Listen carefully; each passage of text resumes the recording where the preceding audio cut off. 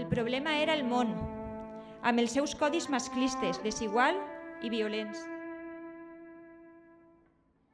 El problema no era el puny, era la ferida en l'ànima i en silenci. Per desgràcia, avui tornarem a recordar les dones assassinades durant l'últim any. L'Ajuntament de Paiporta, mitjançant la Regidoria de Cultura, ha convocat el 9è Premi Carolina Planells contra la violència de gènere de narrativa curta. Donar l'enhorabona a totes les participants i especialment a les guanyadores. Avui recordem i denunciem els casos més extrems. En el que portem d'any, 40 dones han sigut assassinades. Les recordem a totes elles, amb noms i cognoms, per defensar allò que som, dones lliures, i estem ací per a cridar «Prou!». Gràcies. Les senyoretes no criden. Calla't, que bonica ets.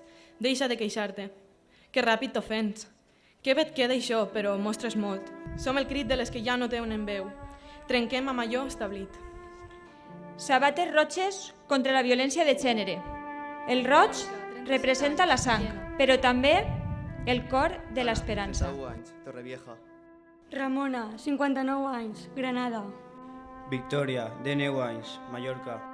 Isabel Laurena, 59 anys, Toledo. Mariana Carmen, 43 anys, Madrid. Ascensión, 46 anys, Astúries. Les sabates que queden sense nom simbolitzen totes les dones que no hem nomenat. Anem juntes i junts en esta lluita, perquè no volem que mai més una dona siga maltractada. Mireu al vostre costat, perquè n'hi ha una dona molt prop de vosaltres que necessita de la nostra ajuda, del nostre suport per eixir d'eixa condena i no convertir-se en una terrible xifra a final de mes.